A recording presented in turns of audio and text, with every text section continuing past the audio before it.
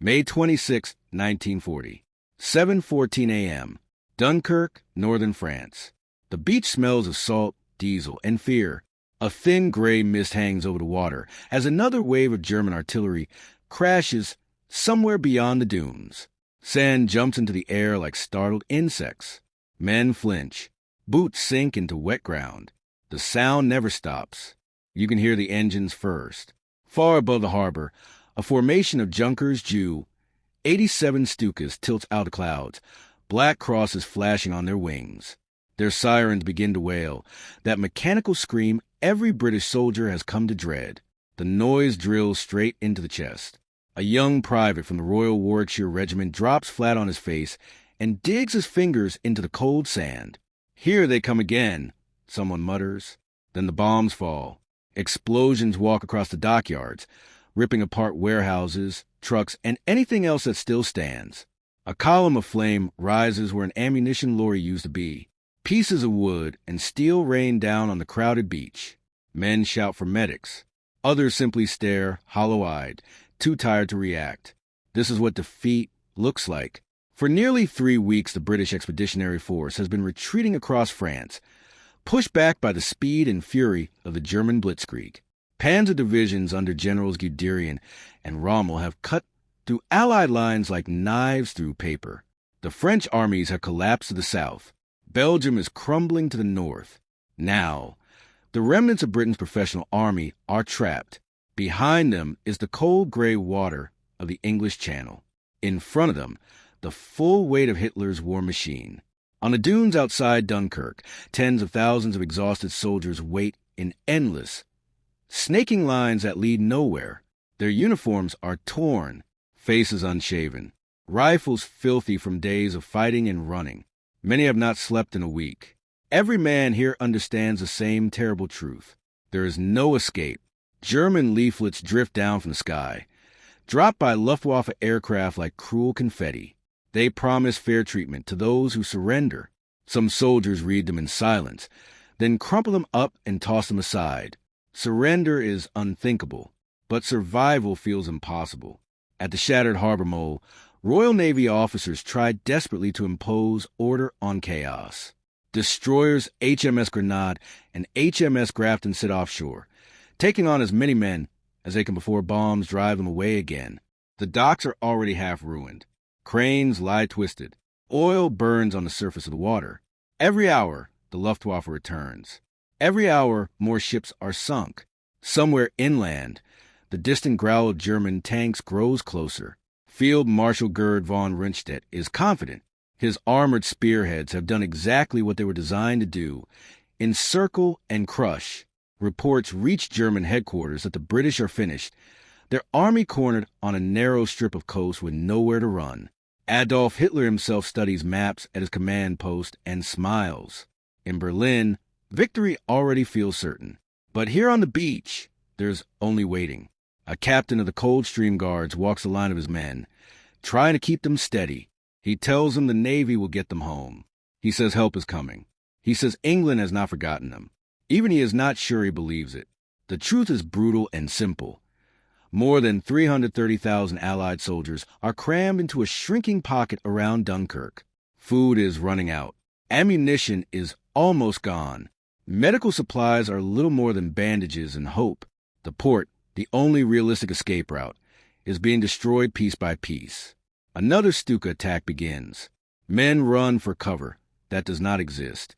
A bomb hits a troop transport at the pier, tearing it open like a tin can. Bodies and debris splash into the harbor. The water turns dark. From the shoreline, soldiers watch in stunned silence. If the ships cannot reach them, they will die here. As afternoon approaches, rumors ripple through the ranks. Some say the Germans have halted their tanks. Others claim it is only a matter of hours before a final assault begins. Nobody knows what is true anymore. All they know is what they can see. Smoke, fire, endless sea. Yet, across that narrow stretch of water lies Britain. Home, safety, life. It feels close enough to touch, and impossibly far away at the same time. A sergeant stares out toward the horizon and whispers, almost to himself, "If only we could get across." Most men laugh at the idea. How could an army this large ever be carried over the channel? There are not enough warships in the world for that. The Admiralty in London knows it. The generals on the ground know it.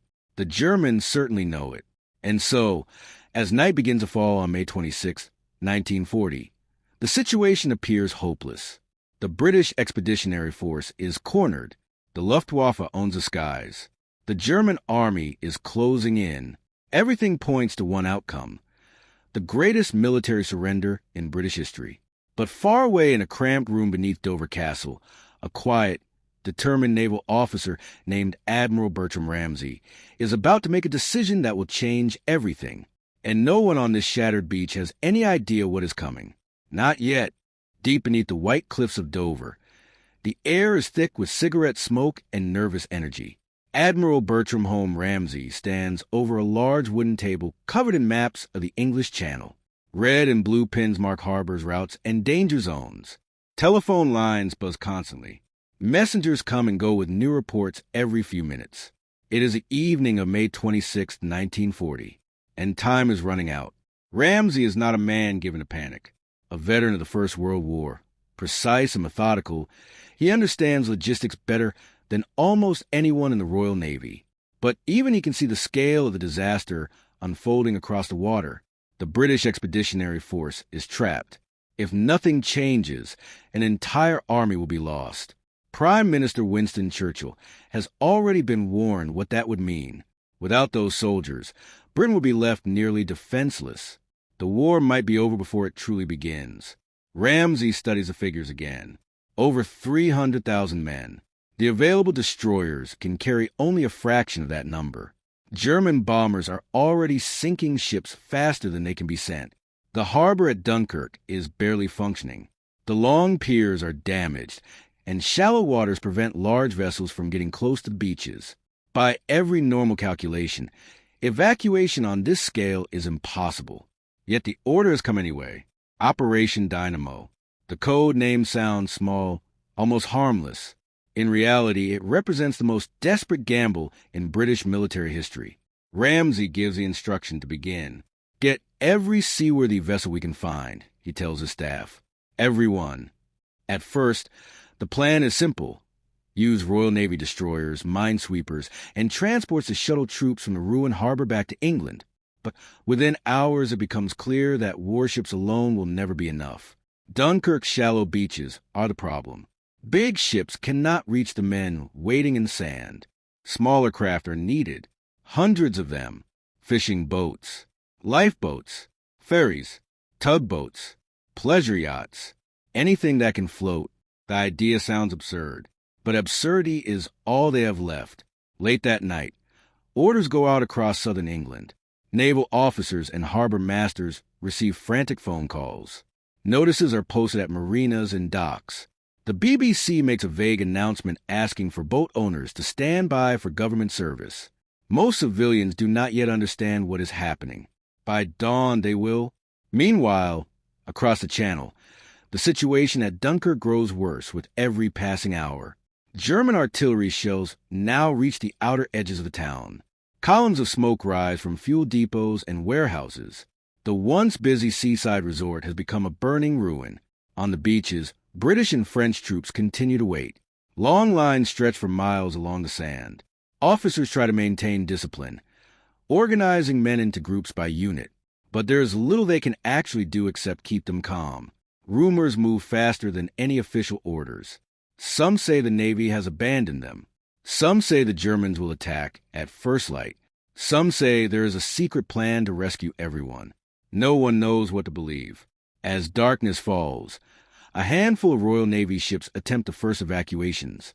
Destroyers HMS Wakeful, HMS Grafton, and HMS Greyhound creep toward the battered mole under cover of night.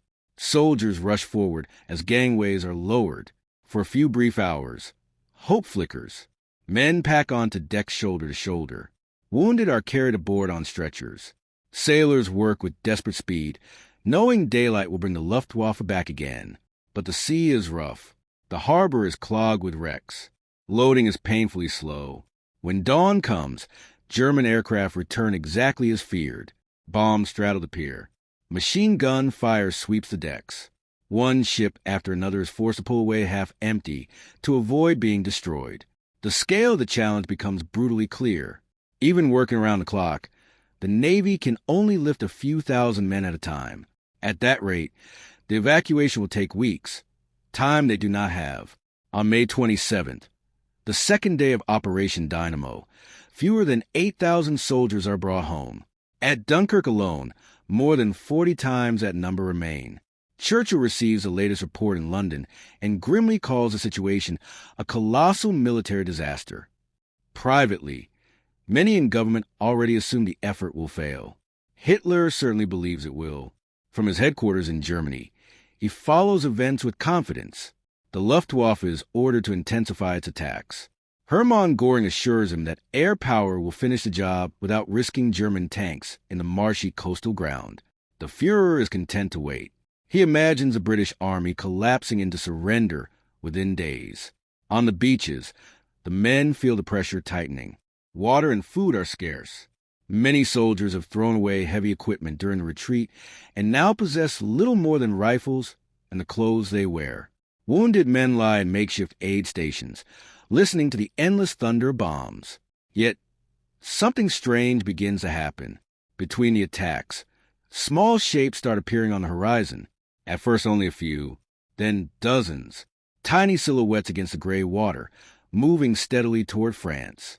Fishing trawlers from Kent. River steamers from the Thames. Lifeboats from quiet coastal towns. Private yachts crewed by ordinary men who have never been near a battlefield in their lives.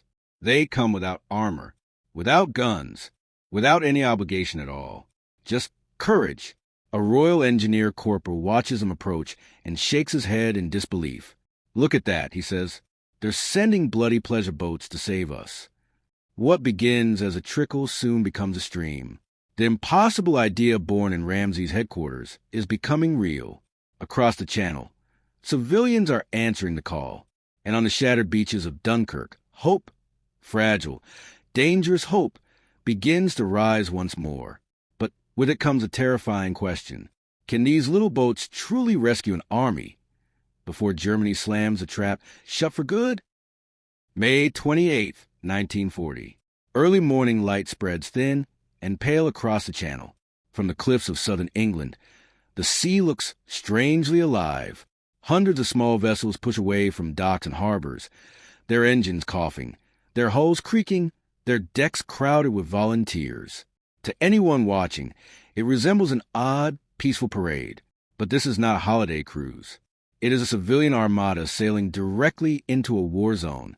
At Ramsgate, Margate, Dover, and Sheerness, ordinary men leave behind their homes and businesses. Fishermen who know every tide and current. Retired sailors who have not worn uniforms in years. Weekend boat owners who had planned nothing more dangerous than a calm afternoon on the water. Now they point their bows toward France. Some boats are barely longer than a bus. Some have no radios. Many carry nothing more than life jackets and thermos flasks. Yet they go anyway. One Thames River captain named Charles Lightoller, a survivor of the Titanic disaster decades earlier, personally takes command of his yacht, Sundowner, and steers straight for Dunkirk. He refuses to let the Navy requisition it without him. "If that boat's going," he tells an officer, "I'm going with her." Stories like his repeat all along the coast. Meanwhile, across the channel, the men on the beaches see the first of these vessels drawing closer. At first, they do not understand what they're seeing. A private from the Lancashire Fusiliers shades his eyes and stares at the horizon. "Those aren't warships," he said quietly. "No, they are not. They are something far more unlikely." As the little boats reach the shallow waters near Dunkirk, soldiers wade out to meet them, sometimes up to their chests. Rifles are held over heads. Wounded men are carried on makeshift stretchers through the surf. There is no order to at first, only raw, desperate urgency. A schoolteacher from Brighton helps haul a French infantryman aboard his tiny motor launch. A fisherman from Deal pulls half-drowned soldiers out of the waves with callous hands. A teenage sea scout, barely old enough to shave, steers a borrowed lifeboat through smoke and floating wreckage. None of them were trained for this. None of them were meant to be here. But they become heroes all the same. Out at sea, Royal Navy destroyers wait beyond the shallow waters, unable to approach the beach directly. The plan is simple. The small boats will ferry soldiers from shore to the larger ships, making trip after trip until every deck is full. It is slow. It is chaotic. It is incredibly dangerous. German aircraft return as expected. The scream of Stukas tears across the sky once more. Bombs fall among the boats, sending up tall white columns of water. Machine gun bullets rake the waves. A trawler packed with troops takes a direct hit and disappears in seconds. Another catches fire but keeps moving. Yet still they come. Again and again. Every successful trip feels like a miracle. On the beaches, British officers begin to organize the process with military precision. Lines are formed. Units are called forward one by one. Men are ordered to remain calm and wait their turn. Discipline returns, even in hell. A Royal Artillery major stands waist-deep in the water for hours, guiding boat after boat to safe loading points. Sailors work until their hands bleed from pulling men aboard. For the first time since the retreat began, the impossible starts to feel achievable. By the end of May 28th, more than 17,000 soldiers have been evacuated, more than double the previous day. It is still nowhere near enough, but it is progress. German commanders notice. From observation posts overlooking Dunkirk, Wehrmacht officers watch through binoculars as the strange fleet shuttles back and forth. What they see confuses them. This is not how modern wars are supposed to be fought. General von Rundstedt grows impatient. He had expected surrender by now. Instead, the British are slipping away. Hitler demands that the Luftwaffe intensify its attacks. Göring promises total destruction of the evacuation effort. More aircraft are sent. More bombs are dropped. Yet the little boats keep coming. And something else is happening. Something the Germans did not anticipate. The Royal Air Force. High above the Channel, squadrons of Spitfires and Hurricanes roar into battle, challenging the Luftwaffe for control of the skies. To the men on the beaches, it often seems as if they've been abandoned by their Air Force. They cannot see the brutal dogfights taking place miles overhead. But those pilots are there, fighting and dying to keep the corridor open. Each day the evacuation grows larger. Each day the system becomes more organized.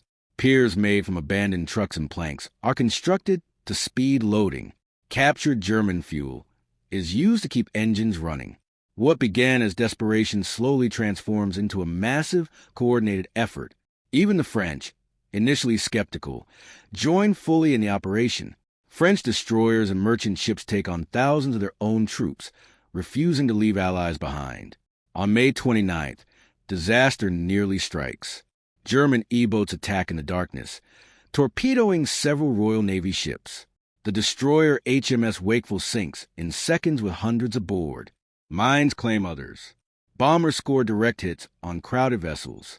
Losses are heavy. For a moment, it seems the entire effort may collapse. But Admiral Ramsay refuses to stop. New ships are dispatched. Routes are changed. Rescue work continues through the night. The determination becomes contagious. Every hour, more men are brought home. Every hour, the lines on the beaches grow slightly shorter. Word spreads among the troops that the evacuation is truly working. Hope, once dangerous and fragile, now hardens into something stronger. Belief. A British sergeant watches another little boat pull away packed with cheering soldiers and says quietly to the man beside him, "You know what? We might actually get out of this." Yet even as optimism rises, a grim reality remains. Hundreds of thousands are still trapped. The Germans are closing in, and at any moment, a single decisive blow could end everything. On the evening of May 30th, dark storm clouds gather over the Channel, and with them comes a new, terrifying threat. May 30th, 1940. Late afternoon, Dunkirk perimeter. The weather changes without warning. A heavy gray ceiling of clouds rolls in from the west, swallowing the sun and flattening the horizon. For the men on the beaches, it feels almost like mercy. Poor flying weather means fewer German planes, fewer bombs. For a few precious hours, the sky falls quiet. Soldiers collapse where they stand, too exhausted to celebrate the small gift. Many have not slept properly in days. Boots are soaked through with seawater. Salt crusts their uniforms.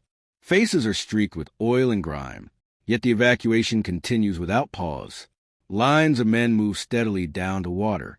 Little boats come and go like patient insects. Out beyond the sandbars, destroyers wait to receive their human cargo.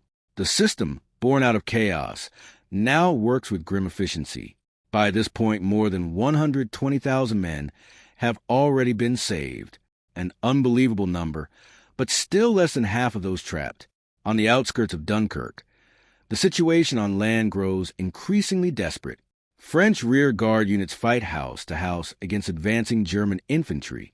British artillery batteries fire their last remaining shells to slow the enemy's approach. The perimeter shrinks a little more every day. If it collapses, the evacuation ends instantly. Inside the ruined town, medical stations overflow with wounded.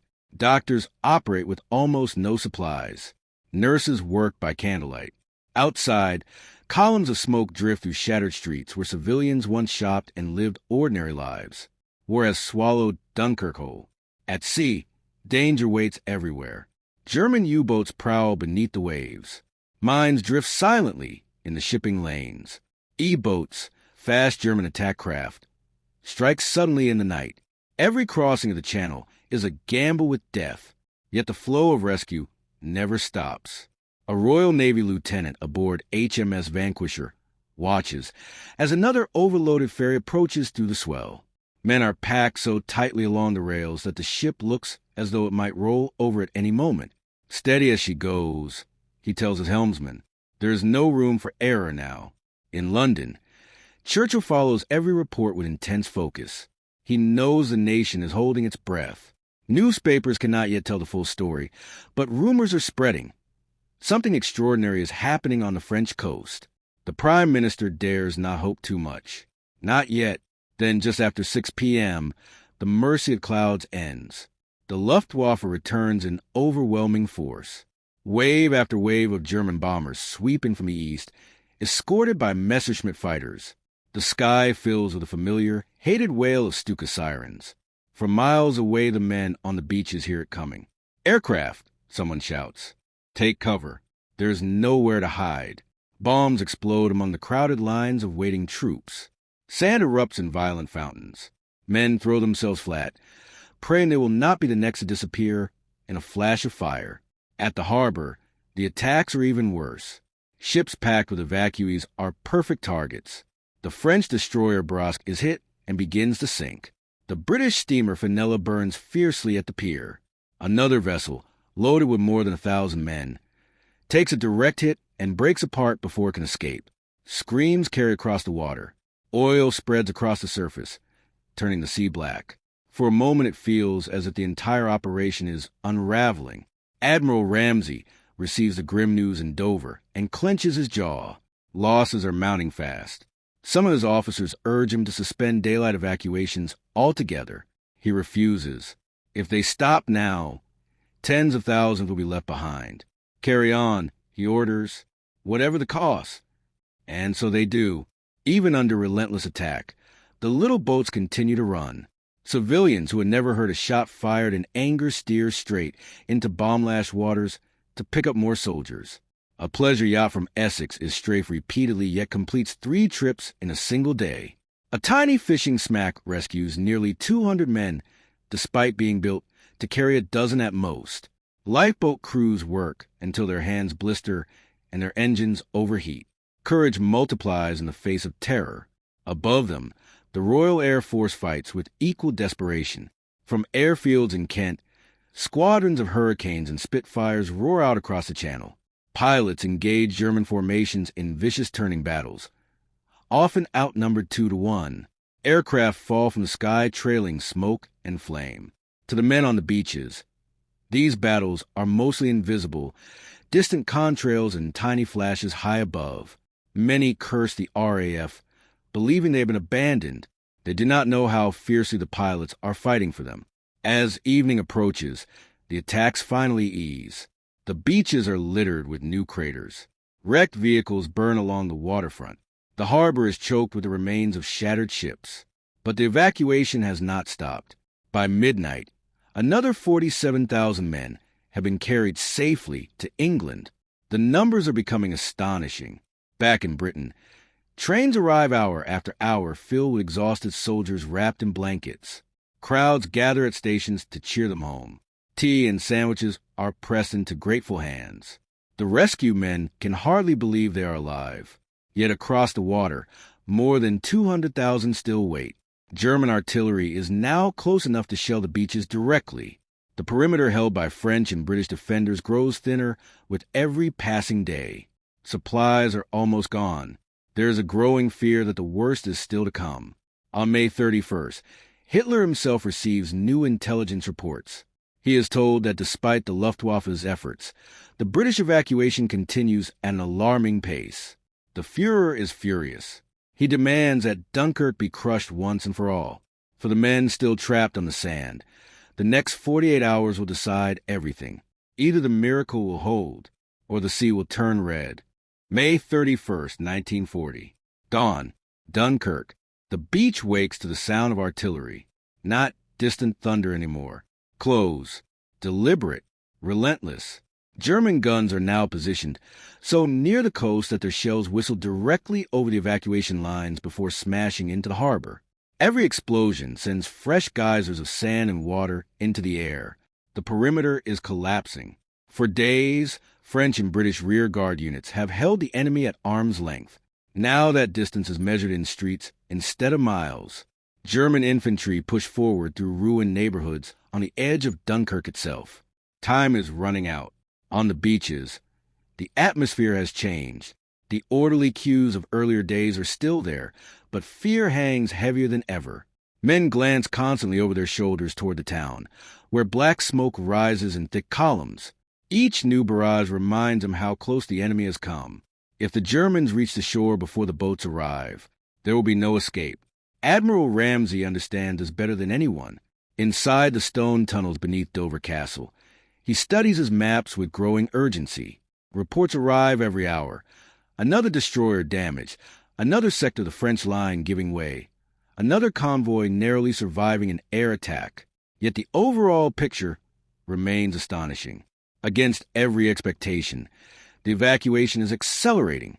More than 165,000 men have already been rescued. What began as a desperate attempt to save fragments of an army has turned into something far greater. The impossible is beginning to feel almost achievable, but only if the perimeter holds.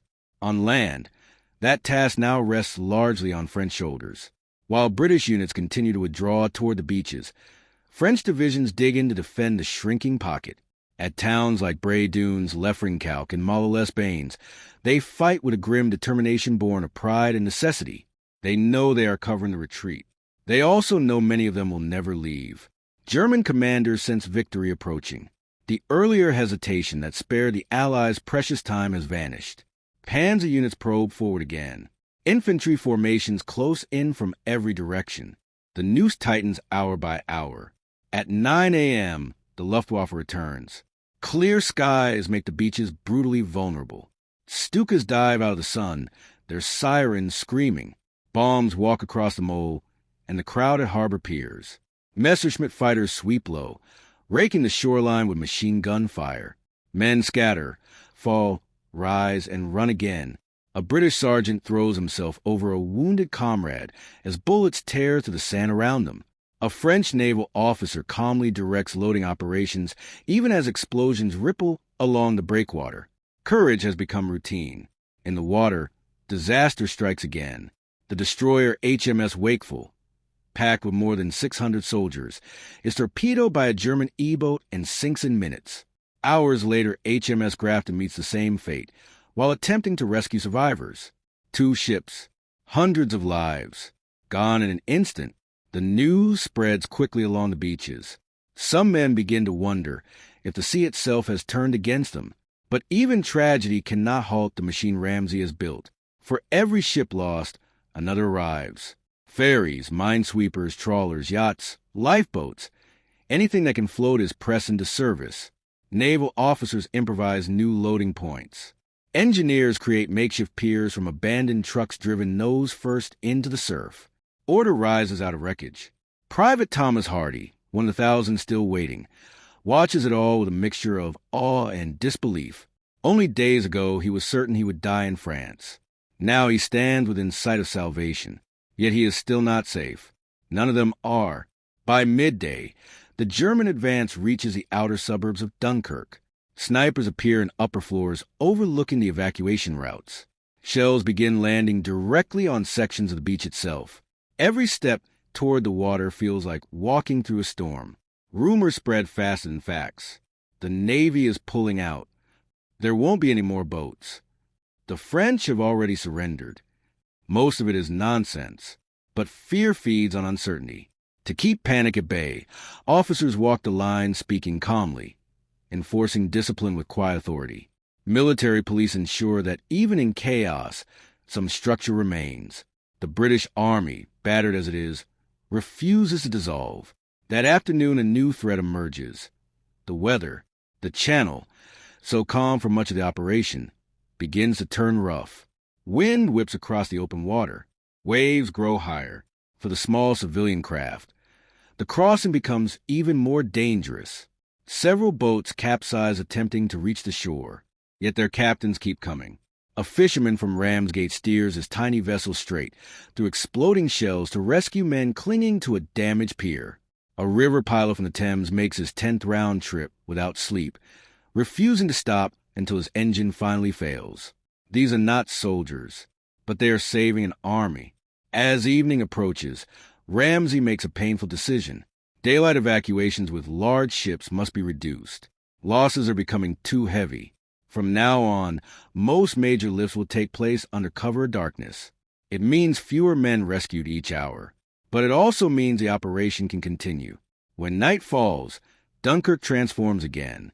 The harbor fills with silent shapes, destroyers slipping in without lights, guided only by signal lamps and whispered instructions.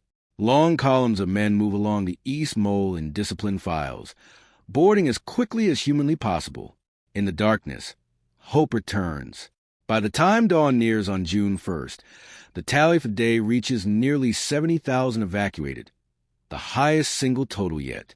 A miracle within a miracle. Still, the situation on land grows more desperate. German troops are now so close that individual firefights break out within sight of the beaches. Ammunition among the defenders is critically low. Entire units are reduced to handfuls of exhausted survivors. The window is closing fast. Private Hardy finally boards a small coastal steamer just after midnight. As it pulls away, he looks back at the endless line still waiting and wonders how many will follow him to safety, and how many will not. In Berlin, Hitler receives fresh reports that infuriate him. Despite everything, the bombs, the guns, the advancing armies, the British are still escaping in vast numbers. The Führer demands a final, crushing blow. June 1st will bring the most violent day of the entire evacuation. For those still on the beaches, survival is about to become harder than ever before. June 1st, 1940. Dunkirk Harbor. First light. The day begins with perfect weather. Clear skies, calm seas, bright, merciless sunshine. For the men on the beaches, it is the worst possible combination. At 6:15 a.m., the first German bombers appear. Not scattered formations this time. Not small raids meant to harass and frighten. This is something different, a coordinated, determined assault designed to finish the job once and for all. Wave after wave of Heinkel 111s and Dornier 17s sweeping from the east, escorted by squadrons of Messerschmitt fighters. They come high, then low, then high again, methodically hunting the crowded ships and the fragile lifeline of the East Mole. From the decks below, sailors watch them approach in grim silence. There is nowhere to hide. The harbor erupts. Bombs explode along the breakwater in rapid succession. Water leaps into the air in towering white columns. Shrapnel sighs through packed decks. Wooden piers disintegrate. Small craft vanish in sudden blossoms of smoke and flame. Men who believed they were minutes from safety are thrown into the sea. On the beaches, soldiers flatten themselves against the sand as machine gun fire rakes the shoreline. Medical tents marked with red crosses are hit without mercy. Stretchers are overturned. Order teeters on the edge of chaos. This is the Luftwaffe at full fury. Admiral Ramsey receives the first reports in Dover before breakfast. Harbor under heavy attack. Multiple vessels hit. Casualties severe. He reads each message with the same tight expression. The evacuation has reached its most dangerous hour. Too many ships are now crowded into too small a space. Too many men remain exposed. Yet he cannot stop. Every minute saved means thousands of lives. Out on the Channel, British destroyers race toward Dunkirk despite the danger. Crews who have already survived multiple crossings volunteer for one more run. Damaged ships with patched hulls and jury-rigged repairs steam back into the inferno because there is no one else to go. Courage has become an everyday requirement. At 8:30 a.m., disaster strikes in harbor. HMS Keith, serving as one of the key command vessels for the evacuation, takes a direct hit. Flames rip through her superstructure. Sailors scramble to save trapped soldiers as the ship begins to list. Minutes later, she rolls over and sinks. Other ships follow. HMS Basilisk, HMS Havant. Transport after transport, struck, burning, abandoned. By mid-morning, the losses are so heavy that the Royal Navy issues an agonizing order. Large warships will no longer enter Dunkirk during daylight hours. The risk has become unbearable for the soldiers still waiting. The implications are terrifying. Fewer big ships mean fewer spaces. Fewer spaces mean more nights on the beach. More nights on the beach mean more chances to die. Private Hardy, now safely in England, listens to the news bulletins with a knot in his stomach. He thinks of the men he left behind, faces he knows as well as his own, and wonders if they will ever see the white cliffs of home. Back in France, Captain Campbell is among those still trapped. He and the remnants of his artillery unit have reached the shoreline, but their turn has not yet come. Around them, the beach is a scene from a nightmare. Burned vehicles half buried in sand, wounded men lying in long rows, exhausted soldiers staring out to sea with hollow eyes. Each new air raid drives them flat to the ground. Between attacks, loading continues with desperate efficiency. Small boats dart in and out like water insects, carrying men to the larger vessels anchored offshore.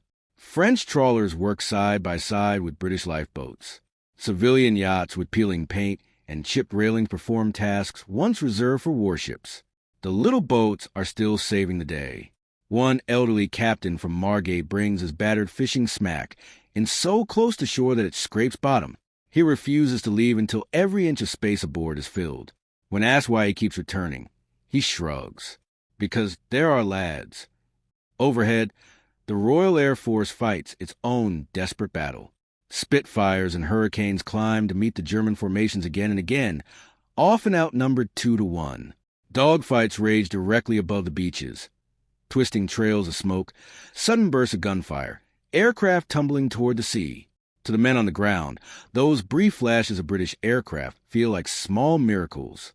But even heroism has limits. By afternoon, the strain begins to show. Ammunition for anti-aircraft guns runs low. Fuel for rescue craft grows scarce. Medical supplies are nearly exhausted. The constant pressure grinds at nerves already stretched to breaking. Still, the evacuation continues. Numbers remain the only measure that matters. By the end of June 1st, despite the heaviest attacks of the entire operation, another 64,000 men are carried to safety. A staggering achievement bought at terrible cost. As darkness finally falls, Ramsey orders a renewed all-out effort.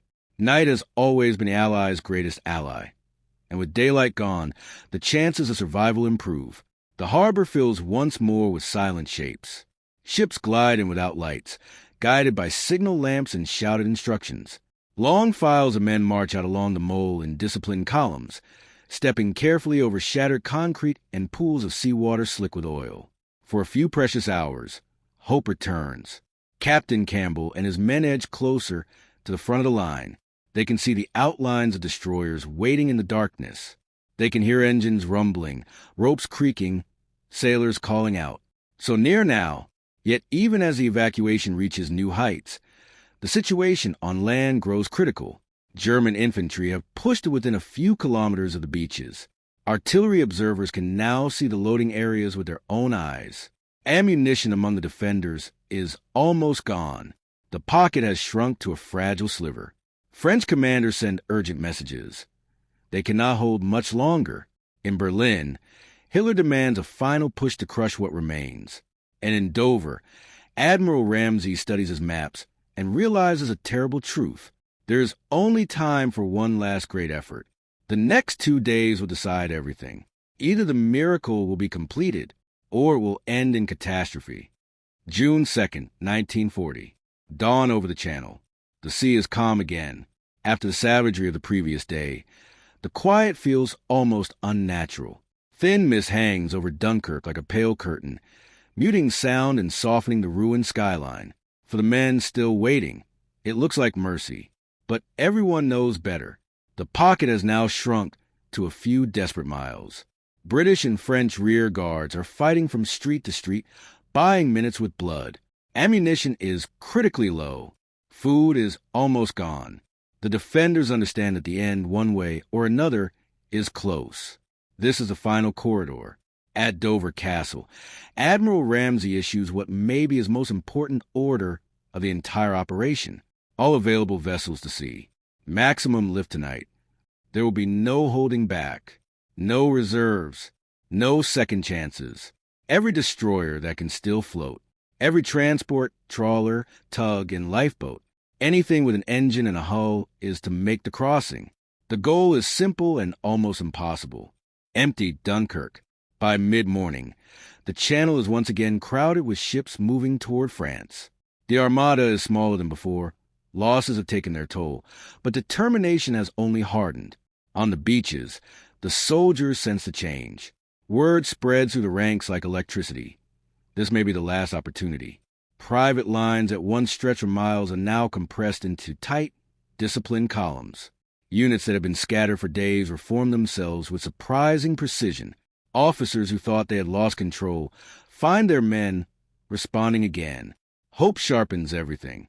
Captain Campbell wakes in sand beside his men, stiff, dirty, and exhausted. His uniform is torn. His face is unshaven. He has not slept properly in nearly a week. But when he hears the distant horns of arriving ships, he feels new strength flow into his limbs. "Looks like today's our day," one of his sergeants mutters. Campbell only nod. He dares not believe it out loud. By now the evacuation has become a well-practiced machine. Small boats shuttle back and forth with relentless rhythm. The East Mole, battered but still standing, remains the backbone of the operation. Lines of soldiers move along it in near silence, boots thudding on cracked concrete. There is no panic anymore, only grim focus. The Luftwaffe returns, of course. German bombers attack again and again throughout the day, try to finish what they began. But something has changed in the air. RAF fighter patrols are thicker now, more aggressive, more confident. Over the beaches, British pilots fight like men possessed. For many of them, it is personal. They know exactly what is at stake below. A Hurricane squadron from 11 Group dives into a formation of Stukas, scattering them before they can release their bombs. Spitfires tangle with Messerschmitts in brutal turning battles. Aircraft fall from the sky on both sides, but the evacuation fleet keeps moving. Every minute the RAF holds the line, thousands more escape. On the ground, the French army performs its final act of defiance. While British troops file toward the sea, French divisions form a shrinking ring of steel around Dunkirk. They fight with extraordinary courage, fully aware that many of them will not be rescued. Their sacrifice becomes a shield that makes everything else possible. General Maxime Weygand, commander of the French forces, sends a final message of resolve. The rear guard will hold as long as it can, no matter the cost. Without them, the miracle would collapse. By afternoon, the beaches that once held hundreds of thousands of men begin to look strangely empty. Rows that had stretched to the horizon have vanished. Abandoned rifles and helmets lie scattered in sand. Wrecked trucks and artillery pieces sit half-buried, silent witnesses to the chaos of the past week. The impossible is slowly becoming real. At sea, civilian crews continue to perform acts that defy belief. A tiny Thames River launch rescues more than 200 soldiers in a single day. A Dutch barge carries men so tightly packed they cannot sit down. Pleasure yachts designed for quiet weekends on the water make crossing after crossing until their engines finally fail. Ordinary people are finishing an extraordinary task. Late in the day, Captain Campbell finally reaches the front of the line. He and his remaining men step onto a small coastal steamer already crowded to the rails. There's barely room to breathe. The deck smells of sweat, oil, and fear. As the vessel pulls away from Mull, Campbell allows himself one small luxury. He looks back. Dunkirk is a shattered silhouette behind them. Burning warehouses, ruined cranes, smoke drifting over the rooftops. He feels relief and something close to guilt. So many are still there. Night falls on June 2nd with renewed urgency. Ramsay orders another massive nocturnal lift. Destroyers glide in undercover darkness. Troopships anchor offshore. The remaining British formations are pulled out almost completely. By midnight, the number of evacuated soldiers climbs past 300,000, an achievement beyond all expectation. Yet the operation is not finished. Tens of thousands of French troops remain on perimeter, still fighting, still waiting for their turn. German artillery is now close enough to shell the harbor directly. The window of opportunity is closing by the hour. In Berlin, Hitler is informed that the British army is slipping away. The news is met with disbelief. What was meant to be a crushing victory has turned into something far different. A defeat without surrender, an escape snatched from the jaws of annihilation. But the Führer still believes there is time to end it. He orders a final, overwhelming assault. On the evening of June 3rd, the skies over Dunkirk begin to darken once more with German aircraft. Back in Dover, Admiral Ramsay studies the latest reports and realizes the truth. Only one more night remains. One last gamble. One final effort. One more chance to complete the miracle. And beyond the French lines, German tanks are already moving forward. Night of June 3rd to 4th, 1940. Dunkirk, the final hours. A thin moon hangs over the ruined port, casting pale silver light across the water.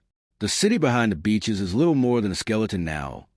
Burned buildings, shattered streets, chimneys standing like broken teeth against the sky. This is a last stand. German guns are close enough that their flashes can be seen from the harbor. Artillery shells whistle overhead with chilling regularity. The perimeter has collapsed to a narrow ring held almost entirely by exhausted French divisions. They know they are fighting for time they will never share. At Dover, Admiral Ramsay gives his final order of Operation Dynamo. Evacuate the remaining troops. All efforts tonight. There's no plan beyond that sentence. Everything that can sail is already at sea. Through the darkness, the fleet comes one last time. Battered destroyers with patched hulls. Ferries scarred by bomb splinters. Tiny fishing boats that cross the channel so often their crews no longer count the trips. Engines throb. Ropes splash. Whistles echo across black water. On the beaches, the remaining soldiers wait in silence. Most of them are French now. For days they have watched the British lines grow shorter, while their own duty only grew heavier. They have fought rearguard actions, held crossroads, delayed panzer columns, and endured bombardments without complaint. Without them, none of this would have been possible. Now it is finally their turn. Loading begins with urgent precision. The East Mole, somehow still standing after everything, becomes a stage for the last act. Lines of French infantry file forward with weary dignity. Many have not slept in days. Their uniforms are torn and filthy, their faces gray with fatigue. Yet they move like professionals to the end. German artillery attempts to disrupt the evacuation, but naval guns answer from offshore. Searchlights sweep the sky. Anti-aircraft batteries thunder. Tracers rise and bright. Desperate arcs. It feels less like a rescue now and more like a race against execution. At 1:30 a.m., the destroyer HMS Chikari slides into the harbor, one of the final Royal Navy ships to arrive. Her captain understands the moment. Every available inch of deck space is filled. Men pack aboard until the rails disappear. Across the channel, British ports work in a state of controlled frenzy. Trains stand ready. Ambulances line the docks. Volunteers hand out tea, blankets, and cigarettes to men who look more like survivors of a shipwreck than an army. The nation waits without sleeping. Back in France, dawn creeps closer. The German advance is now only hours away. Forward units have reached the outskirts of Dunkirk. Officers report seeing enemy tanks through binoculars. The ring of defense is about to break. There is barely time left for one more lift. Ramsey refuses to quit. He sends the order to continue loading until the very last possible moment. At 3:40 a.m., the final large transport pulls away from a mole. Smaller craft follow behind her, crammed with soldiers who only hours earlier believed they would die on that beach. One by one, the lights of Dunkirk fade into the distance. As the eastern sky begins to brighten, German troops enter the town itself. They find empty streets, abandoned equipment, and silent quays. The enemy they expected to destroy has vanished across the sea. On the morning of June 4th, Prime Minister Winston Churchill rises in the House of Commons to address a nation holding its breath. He speaks with brutal honesty. We must be very careful not to assign to this deliverance the attributes of a victory. Wars are not won by evacuations. Yet even he cannot hide the magnitude of what has happened. Against every prediction, against every calculation, against the full power of the German war machine, an army has escaped. When the final tallies are completed, the numbers seem almost unbelievable. 338,226 Allied soldiers rescued, over 200,000 of them British, more than 100,000 French, in 9 impossible days. The cost has been heavy. Hundreds of ships sunk or damaged, thousands killed or captured, nearly all equipment left behind. The beaches of Dunkirk remain littered with the wreckage of defeat, but the heart of Britain's army lives. The men who will fight in North Africa, the men who will storm Sicily and Italy, the men who will one day land in Normandy and begin the liberation of Europe. They survived because a plan was made, because leaders refused to surrender, because pilots fought in the skies, because sailors crossed the burning sea, and because ordinary civilians climbed into the little boats and did the unthinkable. Hitler had mocked the channel. He had believed it to be a trap. Instead, it became a shield. Field Marshal von Rundstedt had expected annihilation. The German High Command had prepared to announce the destruction of Britain's army to the world. They never imagined this ending. What was meant to be the final act of a short war became something else entirely, a symbol that echoed far beyond the beaches of France. Defiance, resilience, hope. In the years that followed, the word Dunkirk would come to mean far more than a place on a map. It would mean that even in the darkest hour, when all seems lost and the enemy stands at the gate, salvation can still arrive in the most unlikely form, sometimes in destroyers, sometimes in fishing boats, sometimes simply in the courage of ordinary people. The soldiers who stepped onto those decks in 1940 carried more than rifles and exhaustion back to England. They carried the future, and across the narrow stretch of water Adolf Hitler had once laughed at, an entire nation found the strength to fight on.